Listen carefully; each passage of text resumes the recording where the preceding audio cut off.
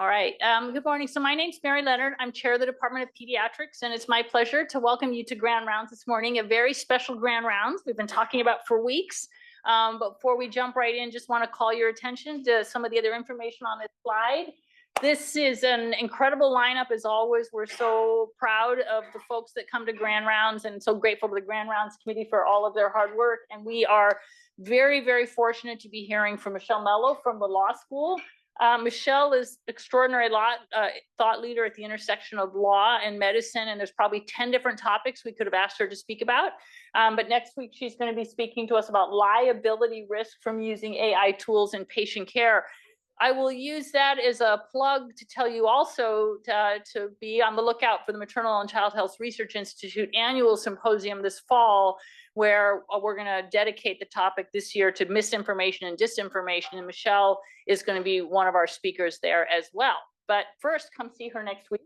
And then so excited to hear from our chief residents. Where's the tea? Applying our values of transparency, empathy, and advocacy to improve pediatric residency. And when the chief residents speak to us at the end of the year, it's always a highlight. So really encourage everyone to show up in person in support of that. And then if you'll see the QR code, you can see just for some of the housekeeping in terms of CME and MOC credit, make sure you have that information there.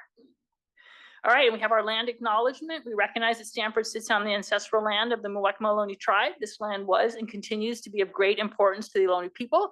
Consistent with our values of community and inclusion, we have a responsibility to acknowledge, honor, and make visible the university's relationship to Native persons.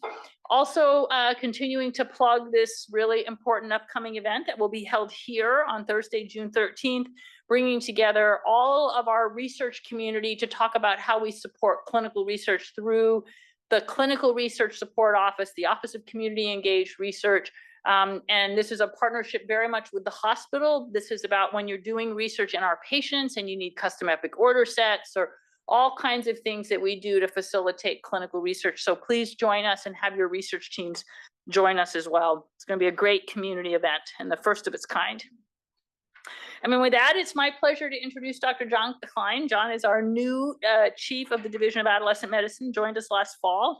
He's an extraordinarily accomplished health services researcher, and this is such a wonderful gift to really the entire maternal and child health research community on Stanford that he is here, as well as his leadership of the Division of Adolescent Medicine. I could talk at length, but I will keep it brief because I think you'll hear a lot about his work under this very intriguing title. But briefly, his research is in the organization and effectiveness of preventive care and child and adolescent health services.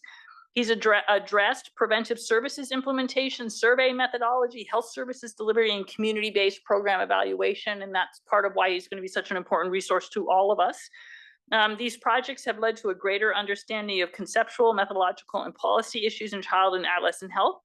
He was the founding director of the American Academy of Pediatrics Richmond Center, a virtual center of excellence involved in collaborative studies across 7 academic institutions and the AAP, successfully mentoring and advising a generation of child health tobacco control leaders. His research has included CDC funded studies of validity and reliability of adolescent self-reported health behaviors and health services youth. He's done really important global health child survival interventions, and NCI, CDC, and Robert Wood Johnson Foundation funded research in tobacco and secondhand smoke control and other clinical prevention interventions affecting respiratory health in children and adolescents.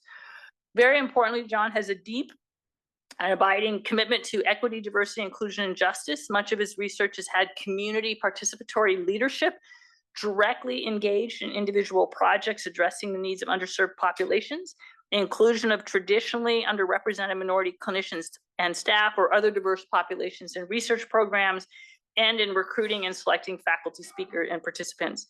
He was the executive staff member with oversight for launching the AAP Task Force on Diversity and Inclusion, which led to the Academy's current equity agenda. So with that, John, we're delighted to welcome you to the podium. Thank you and good morning. When they signed me up for this date for Grand Rounds, they neglected to tell me that I was going to have to follow Tina Chang and Peter Hotez, which I think is really, really tough. And I'm going to do my best. And I even put on a tie for it, which I think is now either the 3rd or 4th time since I got to California. It's one of the one of the unwritten benefits of being here at Stanford. So we're going to talk about adolescent health and well-being and some of what's going on in the world right now for young people. I have no conflicts, and I'm not going to talk about off-label things. So we'll review some of the definitions of what health is and what well-being means for teenagers and young adults, talk a little bit about the opportunities and threats around what keeps us from achieving the parts of that we can do from the healthcare system, and then talk about what the US government and the World Health Organization and others are trying to do from an advocacy and a service improvement perspective. So I want to start just by taking a minute to remind you about what is going on with the teenagers that you see around you or that you live with if you have them in your house. And I tend to put this into a biopsychosocial model where the biological part, puberty changes from childhood to adulthood, the cognitive maturation that goes on, the development of formal operational thought from concrete operations, and then the maturation of higher executive function, which we know goes on well into the 20s now. And then the social changes of adolescence, going from what used to be defined as dependence to independence, but recognizing that in fact we're interdependent as adults, and some of the newer theorists that have addressed the social psychology of young people. We're going to talk about healthy and risky behaviors, what Bob Haggerty called the new morbidities, but I want to note that in another year, the new morbidities will be 50 years old. So the middle-aged new morbidities at this point, I think. From an adolescent's perspective, young people think about their family and their school and their friends, but increasingly they are unable to not think about their safety, about education and future jobs, or about global warming and other issues that we know our patients are concerned about. So there is no exact definition of adolescence. There are lots of different ways of defining young people. And for the purpose of this talk, we're going to be looking at sort of the 10 to 25-year window of adolescents and young adults. But one of the interesting things about working with adolescents and with adolescent health issues is that there is no clear defining line. We often separate our guidelines and our policies into things that are for adolescents and for adults, and we draw that line at 18. But it's really clear that 18 is a legal landmark and absolutely not a biologic one or a developmental one. If we put that into a sort of three different stages, we tend to think about early, middle, and late adolescence, and you can see the age bands there. But another way to think about that is sort of what are the three driving questions that happen during each of those stages. The early adolescents, sort of, who am I? They begin to be able to think in a formal operational way. They can begin to think about consequences of decisions. Their bodies are changing, their minds are changing. The middle adolescent, sort of, am I normal? Because all of these changes bring lots of different feelings and lots of different ways of being in the world. And then finally, for the late adolescents, thinking about who am I in the world, that reintegration of identity as an adult child in a family. So the biologic changes of puberty actually start well before the physical changes, and the hypothalamic pituitary gonadal hormonal axis begins to show changes in how some of the hormones are actually working well before age 10, even though we tend to define the physical changes of puberty starting around that age. We see linear growth at sort of the fastest period other than the 0 to 2 years period. And we see the brain begin to mature. The fMRI and other studies have now shown us that yeah, it really is true. The limbic system and impulsivity related responses mature way before the higher executive function and frontal and prefrontal functions mature. And I think that again goes back to why we see the kind of risk-taking behavior and impulsivity that adolescents engage in. From the biopsychosocial side, you have, so the little teenage mouse there saying, I can totally get away with this. This perception of invulnerability, the personal fable, which is accompanied by the invisible audience. Everyone at school knows that I have a new pimple and is staring at it as I walk down the hall. Whereas in fact, everyone walking down the hall is just as much focused on their own as anybody else is.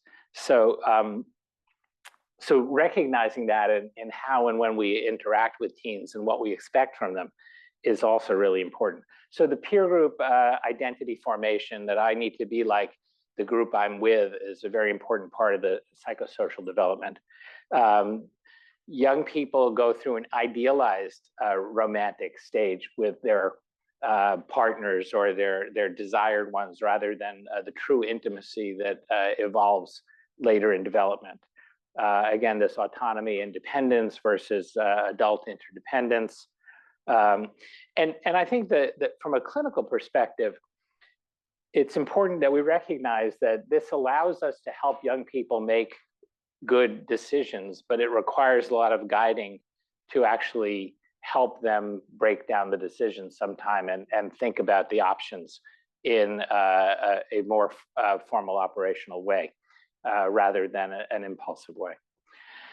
So let's shift from teenagers to health goals, and talk about the UN Sustainable Development Goals. The 17 SDGs, as they're known, are the plan that the world's governments, the nations, the member states of the UN, as they're called, have agreed upon for the goals for countries' development between 2015 and 2030. There is a single direct goal for health. You can see goal 3, good health and well-being there. But there are lots and lots of other goals that relate to the health of the population: ending poverty, zero hunger, quality education, gender equality. I could go on and on, but all of the goals have an implication for health. Within each of these goals, there's a very elaborate set of sub-goals. There are indicators on how we know it's happening or not happening, but there's no age disaggregation in any of them. In agreeing on what the goals were and how they were going to get there, the countries did not see fit to address age disaggregation. Now, health from this perspective, a lot of you are familiar with the WHO Constitution definition of health, and the World Health Organization, when the member states came together and agreed on this, it was that health is a state of complete physical, mental, and social well-being, and not merely the absence of disease or infirmity. This broad definition of health that a lot of us know. The less well-known clauses in that World Health Organization Constitution include that the enjoyment of the highest attainable standard of health is one of the fundamental rights of every human being, without distinction for a whole bunch of potential disparities, and that governments have a responsibility for the health of their people, which can be fulfilled only by provision of adequate health and social measures. I think these are really important points when you think about what are the rights and responsibilities that go along with something. We're not doing so well on this one, are we? So it's also important to recognize the SDGs were different than the prior 15-year Millennium Development Goals in some key ways. The MDGs focused on the poorest countries and on addressing mostly mortality disparities in the poorest countries. The SDGs called for all countries to prioritize the most vulnerable and the disparities within their populations. And so this really was an opportunity to scale up services for children and young people, and to go to scale with effective evidence-based interventions and expand the content of care to address the changing epidemiology and improve the quality of frontline healthcare worker delivery of care. And I say frontline healthcare worker because that in the US is mostly primary care, pediatric, and family medicine. but in many places it's a community health worker or a district health worker. And it doesn't matter who that person is, it's still going to be the clinician, and sometimes the only clinician that a person will see in their community. Now, what about well-being? So, although it was in the Constitution for World Health Organization, it took them a long time to actually get to, well, what do we actually mean when we're saying health and well-being? And this framework is the framework for well-being that was finally agreed upon just in 2020. But it has multiple definitions of sort of what are the elements and the domains of well-being. There's the good health and optimum nutrition one. There's also connectedness and positive values and contribution to society, that belonging to society, the positive youth development framing. There's safety and a supportive environment, both the individual environment and also the larger environment. There's learning, competency, education, and skills, and employability. I'm not sure that's a single category, but that's how they've expressed it. And there's agency and resilience, this idea that young people have the ability and should have the opportunity to be part of the decisions that are made, the concept of nothing about them without them that we see in many other settings where we are trying to provide services for a group and either do or don't include them in that process.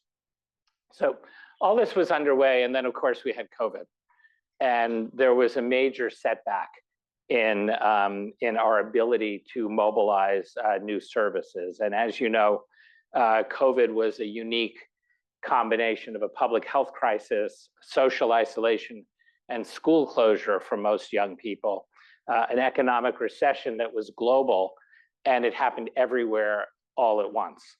There continue to be significant and continuing disruptions, both in access to care and in the ability to have surveillance data so that we know what actually is being done because of the resources that went to COVID and its tracking and its response. And from a global perspective, WHO is just starting to get back to that agenda of thriving and transforming. That I skipped that part on that slide, but the survive, thrive, and transform was what the UN Secretary General used as a framework to move away from just a survival approach to global goals to a set of goals that were broader than just survival and that address the overall needs. So why is this well-being important? Well, first of all, it's very clear from lots and lots of data, which I'm not going to go into in detail, that when you invest in interventions that improve adolescent health and well-being, you impact the future, the present health of those teenagers, you impact their future health, and you impact their children's health. There is a direct return on investment. It's a good investment case in high income and low income countries. It's not a controversial piece of the story.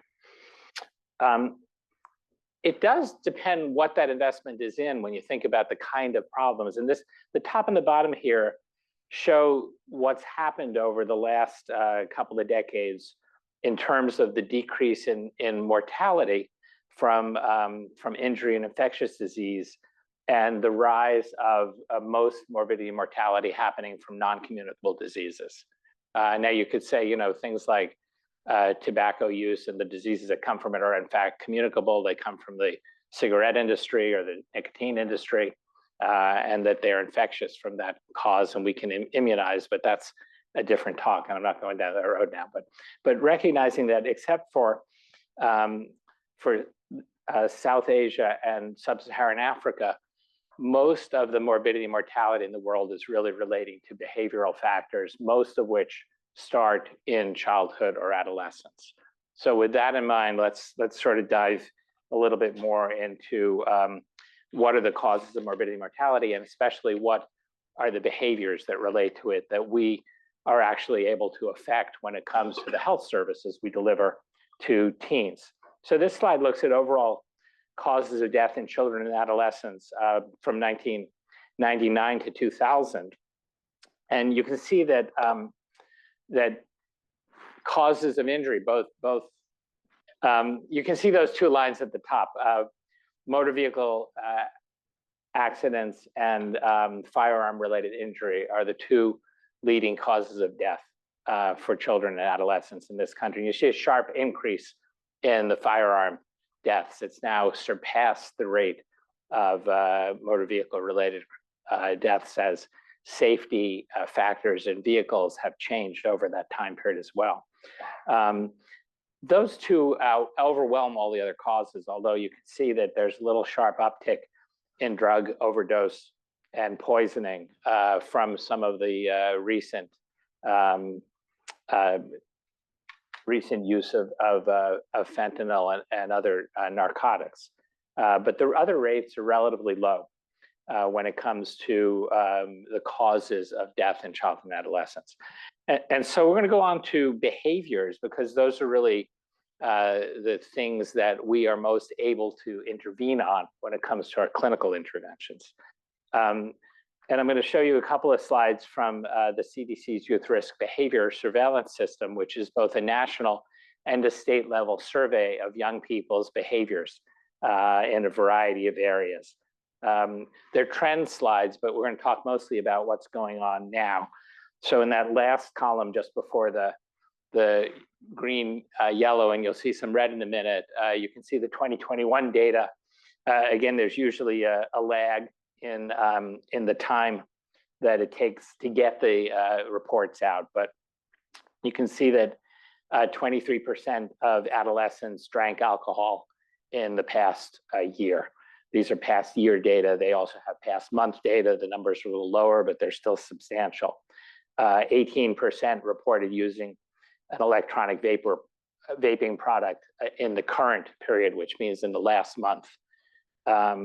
12% had ever misused prescription opioids, and 6%, this is 6% of all high school students in school, 9th to 12th grade in the US.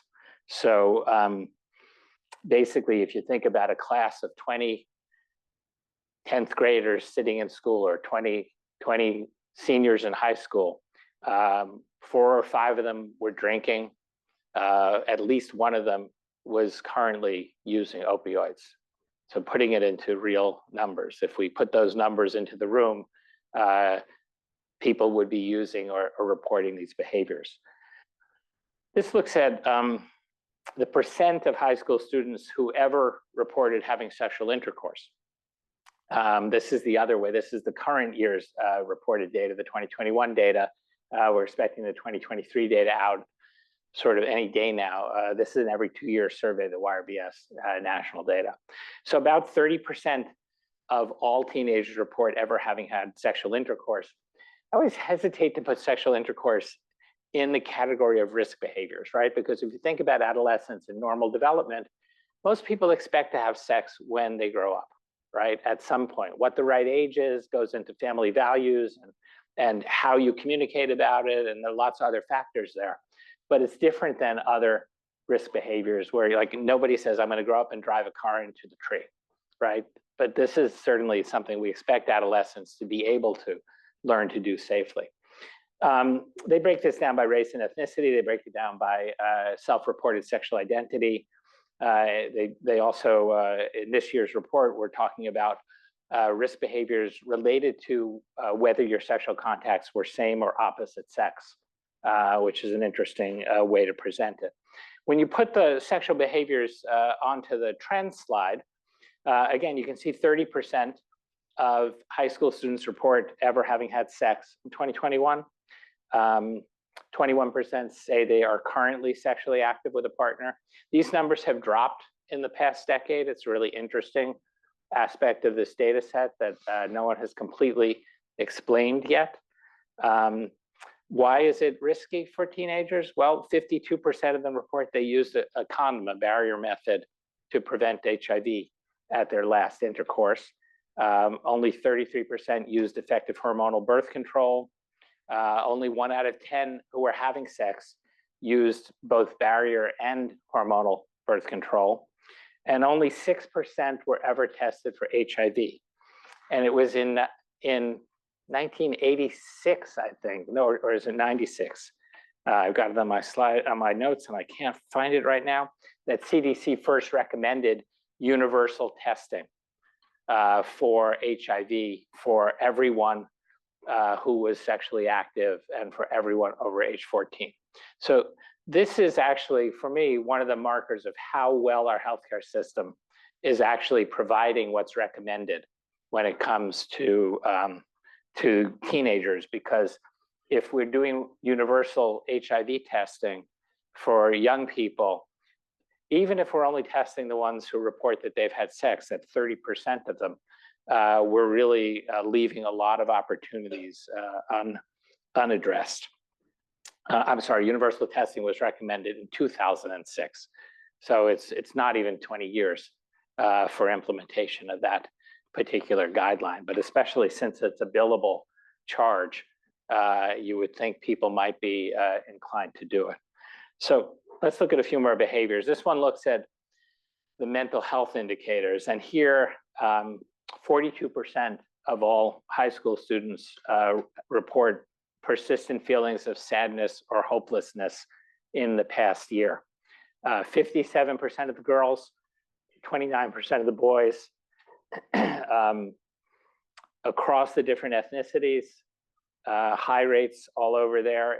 For LGBTQ positive and plus young people, 69% of them reporting feelings of sadness or hopelessness. When you look at the mental health indicators over time, the trends are pretty bad. In the 2021, this was during the pandemic, this was a mixed method survey. They were looking at how do you get at the young people who were not at school. They did sample replacement, they did reweighting. Again, that's a different topic, but it's a pretty valid set of measures. 42% is a really high number of young people who are feeling sad or hopeless.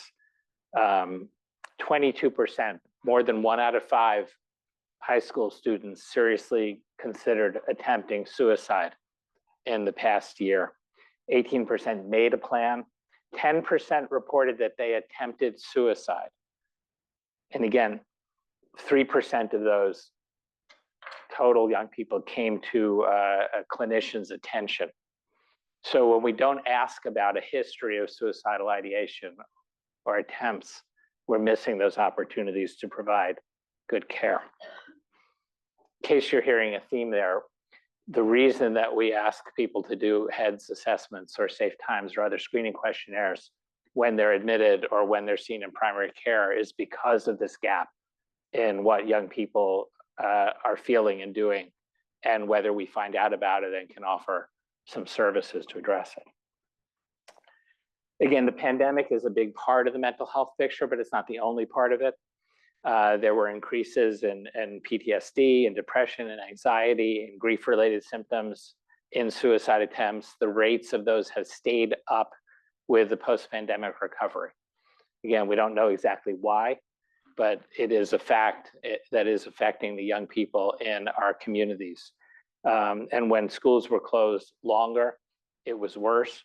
And a lot of it was mediated by individual or family resiliency and coping before the pandemic. 7% of kids say they were threatened or injured at school. 16% say they were bullied electronically. 8% report ever having been forced to have sex. Again, numbers that we don't like to have to think about, but that we need to think about.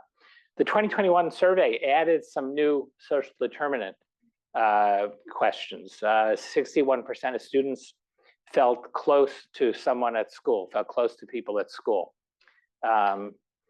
Compared to some of the numbers we were looking at, that might be an optimistic number, but that means that almost 40% did not feel close to anybody at school. So I think, again, it's important to recognize the sense of belonging and community that we know is a protective factor. Girls were doing less well than boys on that. White teens were doing better than teens in other ethnicities. 86% of teens reported that a parent or another adult knew who they were with or where they were going most of the time. Again, that means 14% did not have an adult that was supervising them in that way. And about 3% of all teens experience unstable housing, with LGBT teens and those who reported same-sex partners having a higher rate of this than their peers. So YRBS data and similar data is available at a lot of different levels. California does a statewide survey. Again, you can see they break down for California's population, the disparities. This is in depression among adolescents by ethnicity. They break it down. They break down suicidal ideation by school connectedness, an interesting factor there. But you can see very dramatically, the worse your connection is to school, the higher rate of suicidal ideation reported in that bottom half of the slide. We also have county level data. Most of the larger counties will do their own YRBS sample. Sometimes they don't use all the questions because they don't want to know, but for the most part, they use the core survey. So here's for Santa Clara County, adolescent mortality. Again, boys are much more likely to die because of the rate of accidental deaths and violent deaths. And it breaks down the causes of death. Again, mostly injury. 40% of the deaths injury the bottom half there, but 19% of teen deaths from suicide. The homicide numbers are in that all other causes in that slide. As compared to Alameda across the bay, where the disparities on the bottom half there are much, much greater in terms of mortality. If you're Black in Alameda County, your risk of dying is much higher. And if you look at the causes on the top there, although injury, unintentional injury remains high, homicide almost crosses over in terms of the causes of death, with 30% of those deaths being from homicide, again, mostly from gun violence.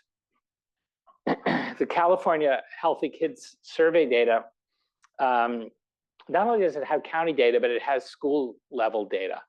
And schools can choose to oversample and have their own data, or they can use the data from the county's level sampling. Some of our schools choose to report that. And so I just found Palo Alto's this week, in case we're thinking, oh, well, those are other kids, they're not our kids. They are, in fact, our kids. So 16% of the 11th graders report harassment and bullying, 15% reporting current, that's past month, alcohol and or drug use, 31% of 11th graders reporting sadness or hopelessness, and 18% reporting having considered suicide in the past year. So again, this is not an other community issue. This is an all community issue when it comes to what are we doing. Okay, so what are we doing in the healthcare system here? Only 4 or 5% of young people were uninsured in 2020. If you were at Tina Chang's talk 2 weeks ago, she summarized some of this data in much more detail. I'm not going to go into it in great detail. 94% of adolescents report that they had a usual source of care. Now, granted, 4 or 5% of them were saying that it was the emergency room, but most of them actually identify a usual source of care that we would consider a source of primary care. Disparities persist. If you were among that small group that were still uninsured, 1 out of 5, 22, 23% did not have a usual source of care. According to data from the National Ambulatory Medical Care Survey and the National Hospital Ambulatory Care Survey and the Medical Expenditures Panel, somewhere between 35 and 50% of the population get a well visit, depending on how it's been coded, depending on which year you look at the data. If you go to the National Health Interview Survey and you ask the parents or the teenagers, and the surveys that have done that, more than 75% of them say they had a well visit in the last year, and more than 85% of them say they had a well visit in the last 2 years. So there's a mismatch between what people think they got when they went to the doctor and what they actually got when we're thinking about what we delivered. If you went and got your sports form signed, you might think that was a well visit, even if you had a really brief encounter for that, as an example there. Who's providing this care? The left-hand column here shows the number of pediatricians and family docs who are maintaining certification according to the two different boards. It's not the entire universe of clinicians, but it's a big piece of it. We in adolescent medicine are never going to provide all the care, right? We have a total of about 850 adolescent medicine docs in the US with a rate of less than 1 per 100,000 population. So it's going to be part of the story, but it's not the answer here. It's got to be done in that primary care system. This looks at the adolescent physician distribution by state. You can see in California here, we're down at about the 1 per 100,000 teens when it comes to adolescent medicine physicians or consultants.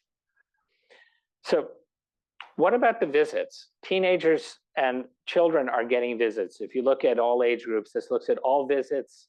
The shorter bar in each one is the well care visits, and the right-hand one is problem-focused visits. You go over to the adolescents, the 12 to 17-year-olds,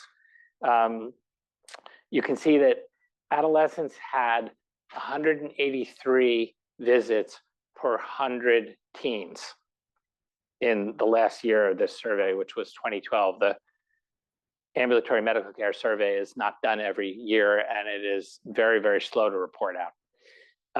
29 visits in that data a year per 100 kids for well visits. Again, this is how they are coded in charts. But still, that's not a trivial number. And there are lots of encounters. As you can see, there's more than one visit per person going on. Yeah, and I circled that in the next version of that slide. Okay. I don't promise that technology is the strong suit here, sorry. This looks at ambulatory care visits by specialty. And you can see that the well visits are being done by the pediatric workforce.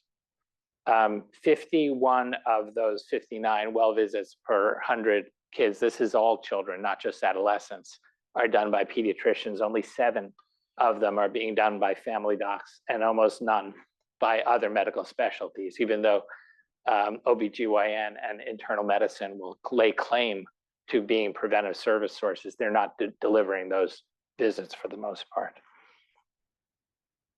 So what are we delivering? This is the incredibly complicated Bright Futures schedule that everybody looks at and says, I don't know what I'm supposed to do. Let's just see the kids who are waiting, right? We're going to come back to that. I want to make one point about Bright Futures, though, because everybody thinks Bright Futures is the academies. The academy helped develop Bright Futures. The academy sells a lot of materials to implement Bright Futures and to help you use it in practice.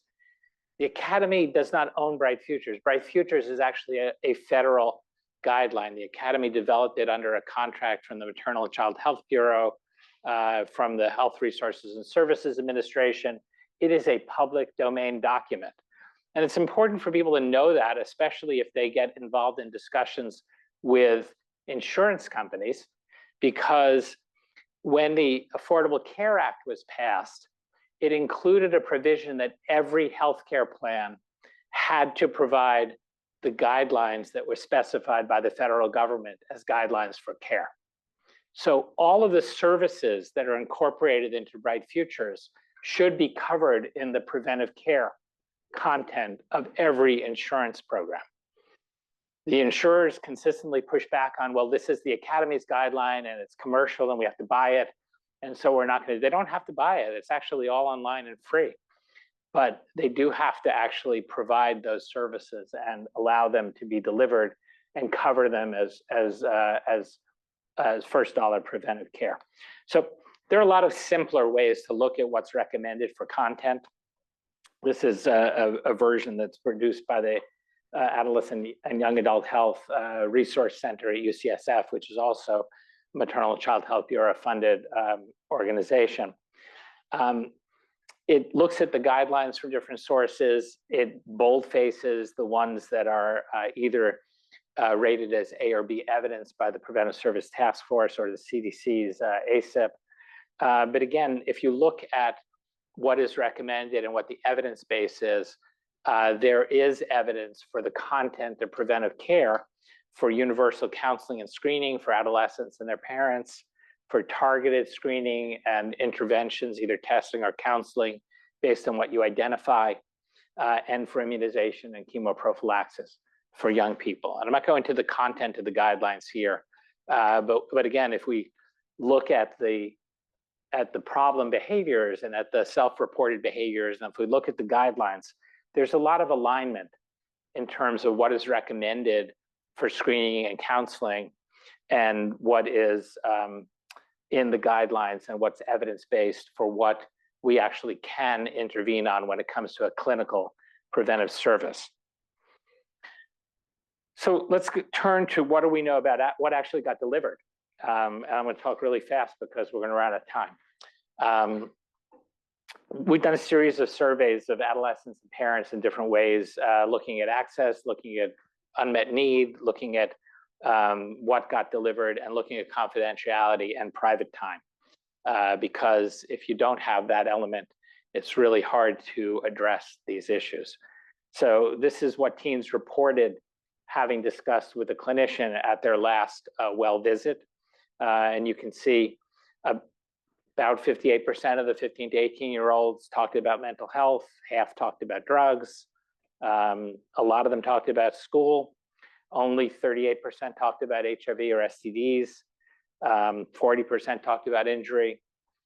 21% talked about gun safety. Going back to that, what kills teenagers? What are the risk behaviors? Are we screening? When it comes to what the teens report they got, they confirm, and they're actually pretty valid reporters up to about 6 months after a visit. They don't get what we think they should get. Again, similar here, topics discussed at a last visit. This walks it out into the young adult period up to age 26. And you can see that for the most part, we're doing a little better with the younger teens than we are with young adults in terms of whether we're addressing the content of preventive care visits in ways that are relevant to the risks and the opportunity to screen. The only thing that goes above 50% here is mental health and school performance. When you look at what adolescents say they want, teens say that they think it's important to discuss tobacco, drugs, STIs and HIV, and birth control up in the 58 to 69% range. And when you put that against what they actually did discuss, again, there's a gap there in what got delivered versus what teens want. So they don't get what they need. They also don't get what they want. I apologize to the Rolling Stones. I don't do that well at all. Did teens ever discuss confidentiality with their clinicians? 42% of the girls, 33% of the boys ever talked about confidentiality. And only about a third of either gender ever had private one-on-one time with their clinician without anybody else in the room. So if you're talking about, are we going to talk about drugs or sex or your mental health in a way that's going to allow you to disclose that in an effective way that we could actually address it, only about a third of all of the visits had that private one-on-one time. It's better for young adults, but it really surprised us when we saw that even for young adults up to age 26, only 60% reported they'd ever actually had a private one-on-one conversation with a clinician. If you were engaging in risk behaviors, you were a little more likely to have had a private visit and to have discussed confidentiality. So if you had reported a variety of the, whether it's sex, drugs, or mental health risks, you were 52% of those teens had ever talked about confidentiality, and 61% had had a private visit. But again, most of them still had many of them still had not. What made a difference here? Looking at the mean number of topics, looking at 11 different topics, the average for 15 to 18-year-olds is about 4.5 topics that get discussed during visits. In a bunch of multivariate models, predicting either the number of topics or specific discussion for tobacco, alcohol, or drugs, and sexuality, girls were a little more likely to have those discussions. Black and Hispanic teens were more likely to, and teens in rural settings were much less likely to. If you discuss confidentiality at all, you got more content. If you had a longer visit, you got more content. And if you had a health checklist or a questionnaire used at the visit, you got more content. It reminds the clinician of what's on the agenda. It tells the teens what's on the agenda. It gives you a quick check of what might be covered. If you remember sort of your Bayesian theory, if you ask something twice, it changes your prior probability. So if you have a trigger questionnaire, you get a better and more accurate opportunity to screen for something. What do parents and teens think about this? Well, surprisingly, most teens agree with their parents that yes, you should start having private confidential visits, but there's a peak at around age 16 for when a lot of people think that should happen. But an awful lot of parents and an awful lot of teens think it should happen at age 18, that artificial legal age of adulthood. This is a really interesting piece of what can we do about this, because this really gets to the need for advocacy with parents and advocacy around what the expectations are for a visit. A lot of teens report they'd rather have their parent in the room for support and advice, but fewer say that if they're engaging in risky behavior. So 81% of teens who don't report risk behavior at all want their parents in the room. Only 54% of the teens reporting risk behavior wanted the parent there. Again, you can see the difference in whether their parents were there in that second row. And half of the teens felt like if their parents were there, their parent would change the discussion or that their parent would find out about something. So again, we have a lot of work to do when it comes to family education. In qualitative work on this, parents report that there's tension between wanting their teen to be independent, but also wanting to protect them. They want confidentiality for their teens, but they want to know what happened during those visits. And they're not really sure what the rights and laws are, even though California and other states protect teens' ability to get confidential care for mental health, for reproductive health, for abuse, and for substance abuse. Adolescents want to trust their clinician. They are both eager for confidentiality and also uncomfortable with it. And they want specific care personalized to their needs. They want to become smart shoppers. So using trigger questionnaires, again, whether it's HEADS or Safe Times or others, they do work. Some of them are incorporated into the electronic record, others aren't. If they are, they give you documentation, but that's not a magic step that has to happen in order to actually make the care improve. And when you implement these guidelines, it increases screening and counseling by teen report and by chart. It improves immunization rates. It decreases the risk behaviors for substance use, tobacco, and unsafe sexual activity. When you do this by giving people insurance, it increases their access and their use of primary care. It reduces their unmet need, and it improves the quality of care. And when we gave everybody the guideline content through the ACA, it also increased access and use and quality, but not by as much. So Dr. Julius Richmond, who the Richmond Center is named after, used to always talk about the three elements of successful change were the scientific knowledge, the evidence base, the social strategies, and the political will. I think when it comes to these guidelines and preventive services for teens, we've got the evidence base. We have the strategies. The political will is kind of diffuse on this one, right? This is not a legislative solution. This is a clinician solution. It's a family solution. It's a community solution, but there are opportunities to make that work better. So going back to our goals, dragged down by that COVID virus there, but thinking about that broad community well-being, WHO has launched the Global Action for Measurement of Adolescent Health and Wellbeing, or the GAMA initiative. They've defined it. They've developed a way to measure it. They're now testing that way to measure it in lots of different countries, with the goal of being able to help package it to improve well-being through very specific guidance to different sectors, including health care.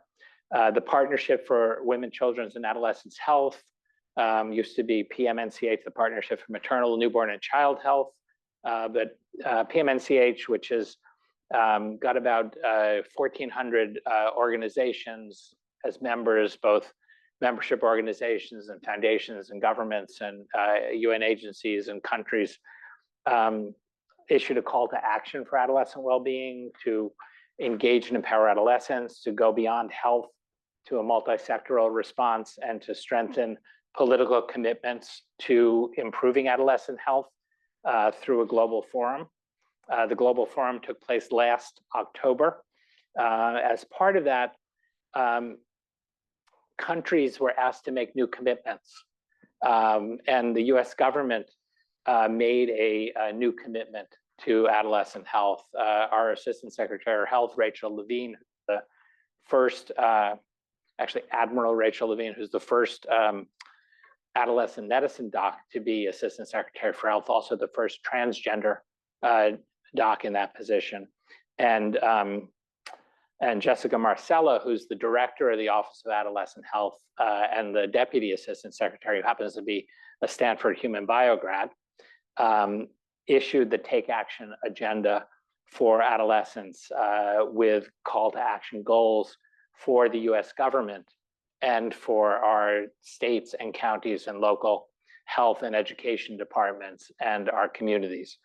I'm not going to go into the specific 8 points in the US call to action, but I am going to note that it really does address both the health services and their quality and access, but also the related community supports that young people need to achieve those different elements of the well-being framework. It was announced during the Global Forum. They have a website with very specific examples of action steps that policymakers can take, that service providers can take, that youth-serving agencies can take, that parents can take, and that researchers can take, which I think we'll begin to hear and see at the state and hopefully at the county level in the coming year. Professional organizations also made new commitments. Global level commitments were made. They rolled down to some of the domestic organizations. The Academy has a new center funded by MCHB to address some of the special healthcare needs issues around the call to action. So it's a little optimistic, despite the behaviors, despite the mental health crisis we're in. I'm trying to be optimistic that we're actually getting back to the idea that we're going to prioritize the most vulnerable, and that Take Action for Adolescents is a roadmap to how do we scale up preventive services to improve care and to improve health and well-being for young people. It addresses being able to go to scale. It addresses the changing epidemiology. It improves the quality of care, and it has accountability both for and with young people when it comes to that process. So to sum it up, we talked about adolescence, we talked about global goals and how it relates to young people's health. We talked about what health and well-being actually mean. We talked about what investing in adolescents can bring in terms of their health and their future health and their children's health. We've talked about COVID, and we've talked about risky behavior and evidence-based clinical preventive services, which depend on us delivering primary care in a way that actually provides appropriate confidentiality, both with parents and with their teens, and systematic screening to be able to make sure that the content that is evidence-based gets delivered. And we talked about the opportunity to leverage the Take Action agenda to try to make that happen for all of the teens and all of our communities in all of our clinical sites. So there are way too many people to thank by individual name, but this is a team and many different teams work here, and I thank you, and we have a few minutes for questions.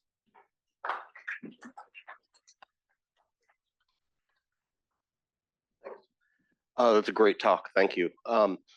Regarding parents in the room during the visits, is there guidance about how much or little they should be in there? Because a classic thing I've just learned through trial and error through the years is, how's school fine? How's everything fine? Speak with the parent, and I've spent the whole visit speaking with the teen about sports and movies, whatever. And then parent comes in and all Fs and not going to school, or similar situation. So, I think there are lots of different ways to spend time with the parents and the teens, both.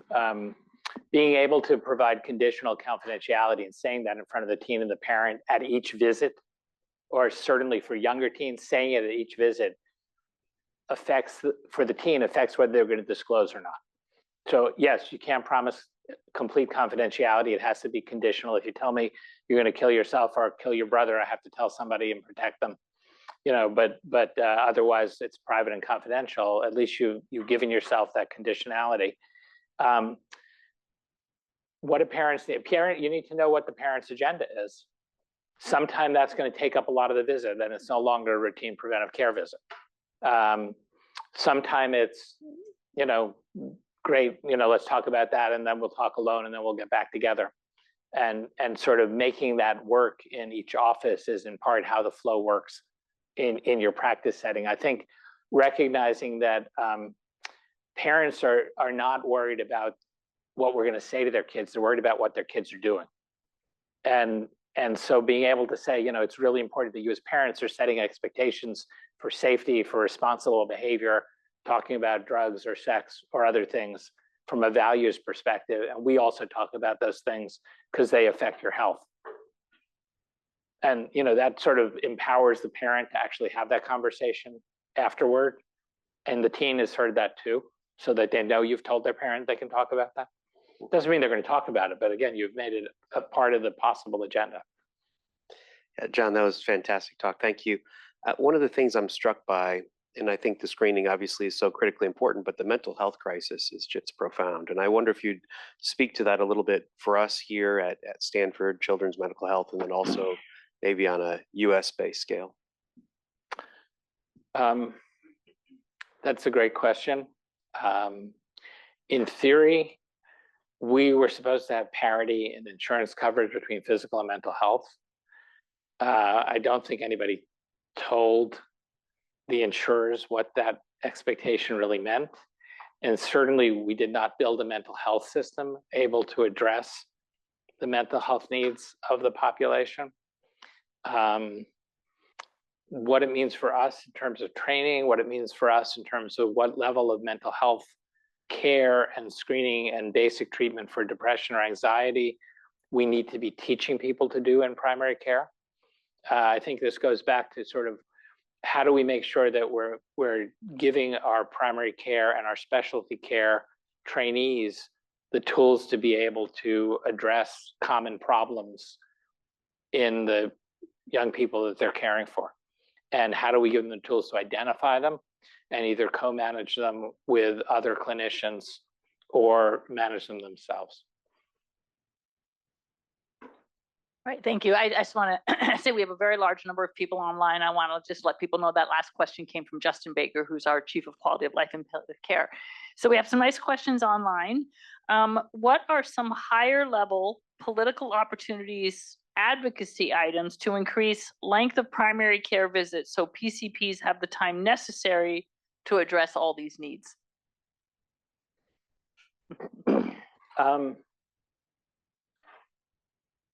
So there is no specific guideline and there are no specific rules in insurance systems or in states for the length of a visit.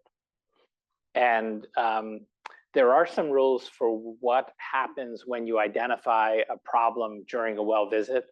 and how you can add modifiers to increase your coding and recover some of the time and the RVUs that takes. Some of them get paid, some of them don't.